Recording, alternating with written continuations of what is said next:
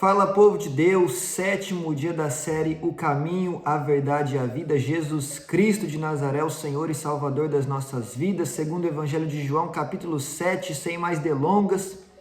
E depois disso, Jesus percorreu a Galileia, mantendo-se deliberadamente longe da Judéia, porque ali os judeus procuravam tirar-lhe a vida. Mas ao se aproximar a festa judaica das cabanas, ou dos tabernáculos, os irmãos de Jesus lhe disseram. Agora preste atenção, os irmãos de Jesus vão falar com o Senhor Jesus. Os irmãos, quem são esses irmãos? Os filhos de José e Maria. Amém? Você deve sair daqui e ir para a Judeia, para que os seus discípulos possam ver as obras que você faz. Ninguém que deseja ser reconhecido publicamente age em segredo. Visto que você está fazendo essas coisas, mostre-se ao mundo. O que os irmãos de Jesus estão tentando fazer? Estão tentando ensinar Jesus a forma como ele deve fazer, a forma como ele deve agir. Você tem que ir para a Judéia. Jesus, a Bíblia começa dizendo, Jesus estava longe da Judéia porque queriam tirar-lhe a vida. O que os irmãos dele estão falando? Vai para a Judéia. Mas os irmãos dele sabem que estão tentando tirar a vida de Jesus lá? Não tenho certeza, mas creio que não. Por quê? Verso 5, pois nem os seus irmãos criam nele. Então aqui tem duas coisas interessantes. A primeira, os irmãos de Jesus querem ensinar Jesus como agir. Conhece alguém assim, que quer ensinar a Deus como deve fazer as coisas, como deve agir? Conhece alguém assim ou só eu conheço alguém assim? Será que só eu já quis ensinar a Deus como ele deve agir? Deus, o Senhor tem que fazer assim, assim, assado. Deus, eu quero que o Senhor fale assim, assim, assim. Deus, se o Senhor não fizer dessa forma, então eu não quero, eu não aceito. Quem somos nós para querer ensinar algo a Deus? O que é o vaso para dizer ao oleiro como o oleiro deve fazer, como o oleiro não deve fazer? Nós não temos que tentar ensinar Jesus Cristo a fazer nada. É Ele quem nos ensina. Nós precisamos nos colocar no nosso lugar. Segundo ponto, nem os irmãos de Jesus criam nele. Talvez você está me ouvindo, tem pessoas da sua casa que não acreditam em você. Tem pessoas da sua parentela que não acreditam em você. Tem pessoas da sua igreja que não acreditam em você.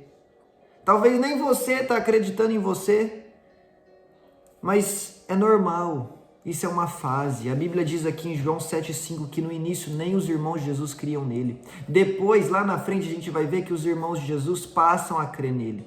Mas é uma fase. Ser desacreditado faz parte. O importante é você ter a certeza de quem Deus te chamou para ser. Você acha que Jesus estava incomodado pelo fato dos seus irmãos não crerem nele? É claro que não, até porque Jesus sabia que lá na frente iam crer. Jesus sabia que era uma fase.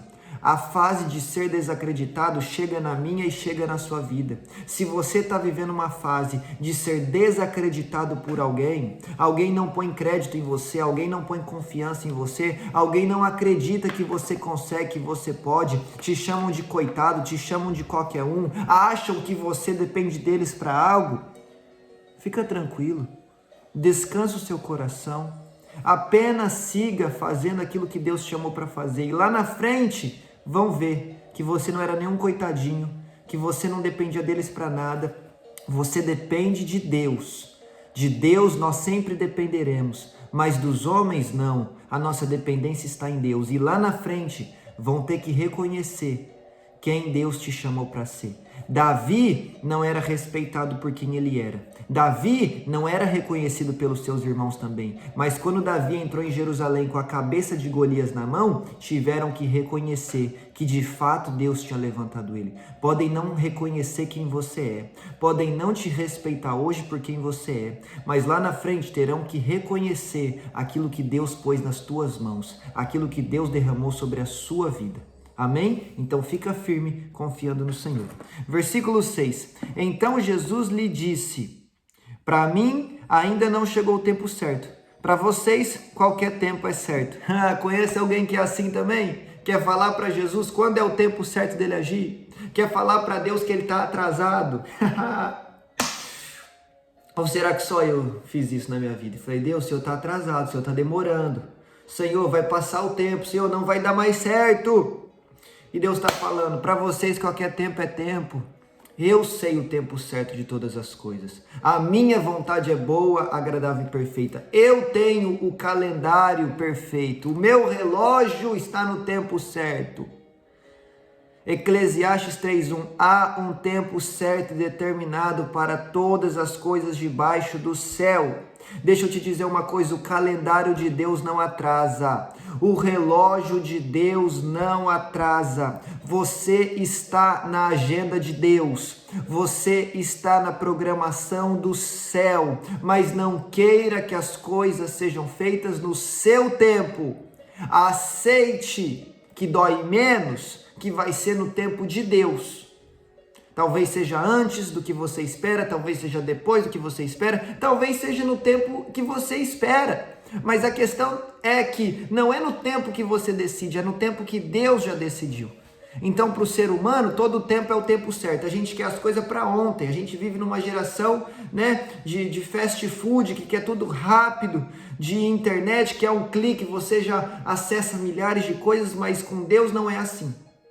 As coisas de Deus levam tempo. As coisas de Deus necessitam de um processo. E Deus está no controle de todas as coisas. Então aceita que dói menos e espere pelo tempo de Deus. Não é no seu tempo, é no tempo do Senhor. Amém? Versículo 7. O mundo não pode odiá-los. Ó Jesus falando para os seus irmãos, o mundo não odeia vocês, mas odeia a mim, porque eu dou testemunho de que o que o mundo faz é mal. Ou seja, por que as pessoas estavam perseguindo Jesus? Porque Jesus denunciava que as suas obras eram ruins, eram maus. Ser alguém que fala a verdade, ser alguém levantado por Deus Pai para proclamar a verdade, é ser alguém perseguido. É ser alguém perseguido. Então, se Deus te chamou para confronto, se Deus te chamou para falar a verdade, se Deus mandar você falar a verdade em alguma situação, saiba que você vai ser perseguido. Mas é melhor ser perseguido pela terra, mas estar de mãos dadas, aliado com Deus o Pai, do que estar de mãos dadas com o mundo e estar afastado de Deus. Amém? Então faça aquilo que Deus te mandou. O mundo talvez vai te odiar, o mundo talvez vai te perseguir, mas isso é o de menos. O que importa é agradar o coração de Deus e cumprir a sua vontade. Amém? Fale a verdade, viva pela verdade, morra pela verdade. Amém? Quem é a verdade? Jesus Cristo, João 14,6, o caminho, a verdade e a vida. Amém? Glória a Deus. E aí, depois Jesus, ele vai subir a festa, ele vai ensinar aos homens ali na sinagoga, ele vai falar algumas coisas, aí o pessoal vai se levantar contra Jesus, ó, versículo 20, você está endemoniado, quem está procurando matá-lo, né? E o povo se revolta contra Jesus. Aí Jesus vai mostrar que o povo não é justo, que o povo está agindo com 2 pesos e 2 medidas. Jesus lhes disse, fiz um milagre e vocês ficaram admirados. No entanto, porque Moisés lhe deu a circuncisão, embora na verdade ela não tenha vindo de Moisés, mas dos patriarcas, vocês circuncidam no sábado. Ou seja, lá atrás, né, Deus mandou os patriarcas, Abraão, Isaac e Jacó, fazerem a circuncisão, que vocês sabem muito bem o que é, né, como um sinal de aliança com Deus. Mas aí isso vem e é posto na lei de Moisés, né? E aí, para obedecer à lei, se necessário for, eles circuncidavam os meninos no sábado, o dia de descanso. Versículo 23. Ora, se um menino pode ser circuncidado no sábado, para que a lei de Moisés não seja quebrada, por que vocês ficam cheios de ira contra mim por ter curado completamente um homem no sábado? Não julgue apenas pela aparência, mas façam julgamentos justos. Ou seja, para não quebrar a lei, eles circuncidavam no sábado, mas aí eles acham o fim do mundo Jesus curar um homem no sábado. Gente, está curando um homem, está livrando um homem de uma enfermidade, está transformando uma vida, está salvando uma alma, e o pessoal está perseguindo Jesus. Jesus está falando, vocês estão usando 2 pesos, 2 medidas. E muitas vezes nós somos assim.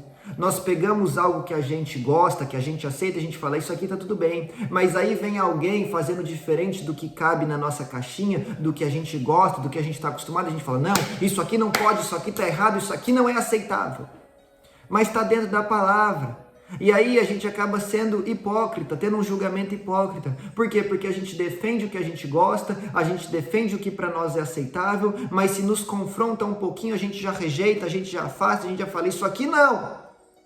Mas a gente não julga com justiça. A gente julga segundo o nosso gosto. Ah, esse pregador aqui prega igual eu gosto, ele é de Deus. Ah, esse aqui já não tem muito meu estilo, não é de Deus não, hein? Não ouve esse cara não vai nesse ministério não. Tô dando um exemplo bobo, tá?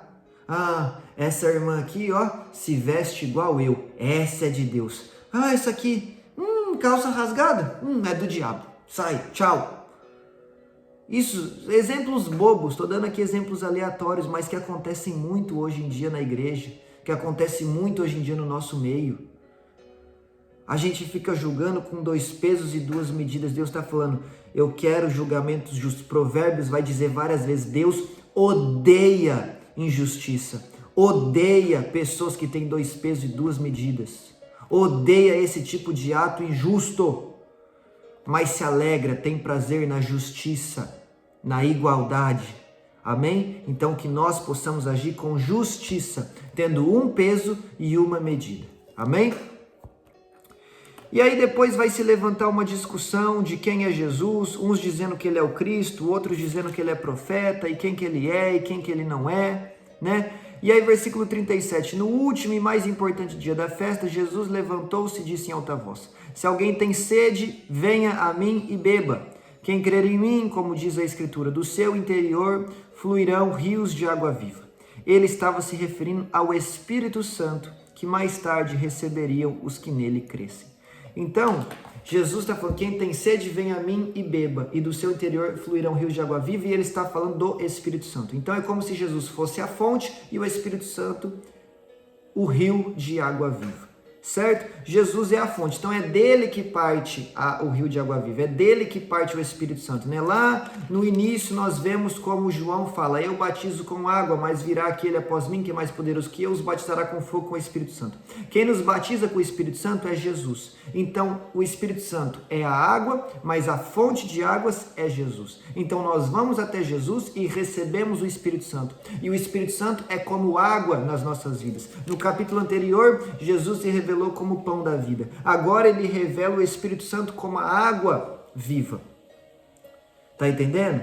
E o Espírito Santo é Deus, Jesus é Deus, né? O Pai, o Filho, o Espírito Santo. Ou seja, nós precisamos de água para viver, humanamente falando, precisamos, o nosso corpo é 70% água. E agora quem é a água espiritual? O Espírito Santo. Nós precisamos do Espírito Santo para termos vida. Nós precisamos ser cheios do Espírito Santo cada dia mais para vivermos. Volta lá no capítulo 6, versículo 63. O Espírito Santo dá a vida. A carne não produz nada do que se aproveite. Já falamos nisso no vídeo anterior. E agora Jesus vem e traz uma revelação maior. Ele é como água. E quem tem o Espírito Santo do seu interior flui rios de água viva. Flui.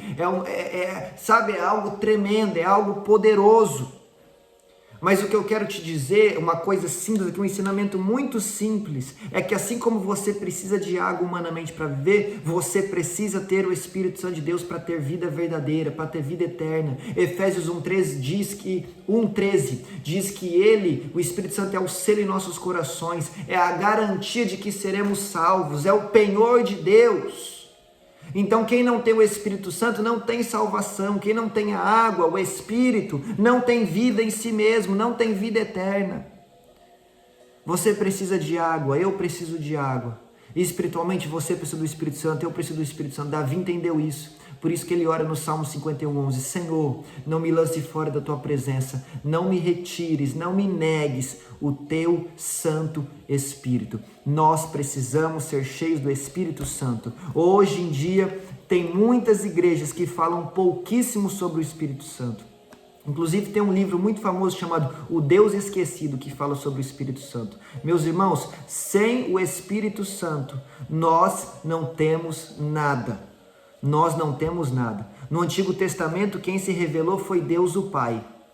No Novo Testamento, nos Evangelhos, quem se revela é Jesus Cristo, Deus Filho. E agora a igreja, a partir de Atos 2, quem está conosco é Deus em Espírito, o Espírito Santo. Teve a dispensação do Pai, ou seja, o tempo em que o Pai se revelou e agiu. Teve a dispensação do Filho, o tempo em que o Filho se revelou e agiu. E agora tem a dispensação do Espírito Santo, o tempo em que o Espírito Santo se revela e age. Nós somos morada e templo do Espírito Santo. Então nós precisamos ter comunhão com o Espírito Santo. Acordou? Bom dia, Espírito Santo. Vem comigo, meu amigo. Me guia, me direciona, me ensina, me ajuda, me fortalece, me ensina da tua palavra. Abre os meus olhos, me faz entender, me faz crer. Revela os meus pecados para que eu possa me arrepender. Me ensina da tua palavra, me conduz na tua verdade. Espírito Santo, estou indo descansar, obrigado por mais um dia, boa noite. É acordar falando com o Espírito Santo, é ir dormir falando com o Espírito Santo, é ter um relacionamento real. O Espírito Santo é uma pessoa da Trindade Santa, Pai, Filho e Espírito Santo, e nós precisamos ter relação, comunhão com o Espírito Santo de Deus. Tá bem? Nós precisamos, sem o Espírito Santo, nós não temos nada. Leia Romanos 8. Romanos 8 fala muito sobre o Espírito Santo. Romanos 8. Amém? Vai falar sobre a vida pelo Espírito. Versículo 5. Quem vive segundo a carne tem a mente voltada para o que a carne deseja, mas quem vive de acordo com o Espírito Santo tem a mente voltada para aquilo que o Espírito Santo deseja. A mentalidade da carne é morte, mas a mentalidade do Espírito Santo é vida e paz. Versículo 8. Quem é dominado pela carne não pode agradar a Deus. Versículo 9, entretanto, vocês não estão sob o domínio da carne, mas do Espírito Santo, se de fato o Espírito de Deus habita em vocês. E se alguém não tem o Espírito de Cristo, não pertence a Cristo. Se alguém não tem o Espírito Santo, não pertence ao Senhor. Versículo 14, porque todos os que são guiados pelo Espírito de Deus são filhos de Deus. Se nós realmente somos filhos de Deus, então nós temos que ser guiados pelo Espírito Santo. Pois vocês não receberam um Espírito que os escravize para novamente temerem, mas receberem o Espírito Santo que os torna filhos por adoção, por meio do qual clamamos, Abba, Pai. O próprio Espírito Santo testemunha ao nosso Espírito que somos filhos de Deus. Então olha o tanto de coisa que o Espírito Santo faz.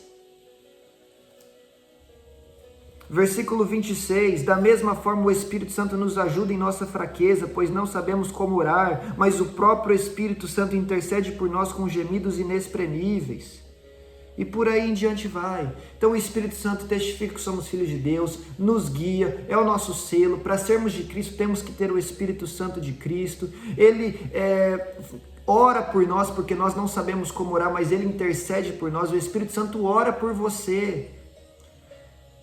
Tá, nós vamos ver no capítulo, mais para frente, ali no capítulo 16, se eu não me engano, não sei se é 8:16 ou 16:8, que o Espírito Santo é quem nos convence do pecado, da justiça e do juízo, tá? É 16:8, é lá no capítulo 16:8 de João. Aqui, ó, quando Ele vier, Jesus está falando do Espírito Santo, convencerá o mundo do pecado, da justiça e do juízo, então é Ele que nos convence. Versículo 3, mas quando o Espírito da verdade vier, Ele os guiará em toda a verdade. Então, meu amigo, nós precisamos ter uma vida em comunhão com o Espírito Santo. Amém? Glória a Deus. Vamos pular aqui para a última parte para eu já encerrar o vídeo para não ficar muito longo. Versículo 45. Finalmente os guardas do templo voltaram ao chefe dos sacerdotes e aos fariseus, os quais lhe perguntaram, por que vocês não o trouxeram? Então os religiosos mandaram a guarda para prender Jesus. A guarda voltou sem Jesus. Amém? Não prenderam Jesus. E aí pergunta, por que vocês não prenderam ele? Versículo 46. Os guardas falam, ninguém jamais falou da maneira como esse homem falou, ou seja, não prenderam porque ficaram impressionados com a sabedoria de Jesus. Versículo 47. Será que vocês também foram enganados? Perguntaram os fariseus. Por acaso alguém das autoridades ou dos fariseus creu nele? Não, mas essa ralé que nada entende da lei é maldita. Ou seja, olha a soberba dos fariseus. Eles estão falando, o povo está crendo, mas a gente não crê. Se a gente não crê, ele é uma farsa, ele é uma mentira. Ou seja, estão falando, nós sabemos mais do que eles, porque esse povo é maldito. Olha como eles estão tratando o povo de Deus como maldito. Por quê? Porque são soberbos, são arrogantes. Provérbios 16:18. A soberba precede a ruína, mas a humildade precede a honra. Ou seja, antes de vir a ruína, vem a soberba. Conhece alguém soberbo? O final dessa pessoa é ruína, é desgraça. Conhece alguém humilde? O final dessa pessoa é ser honrado. A soberba precede a ruína, e aqui os fariseus são completamente soberbos, e por isso eles vão ser arruinados. Se você tem soberba no seu coração, se você tem orgulho no seu coração, se você tem altivez no seu coração, peça rapidamente para o Senhor Jesus te perdoar e te ajudar a abandonar esse pecado, porque senão o seu destino será a ruína.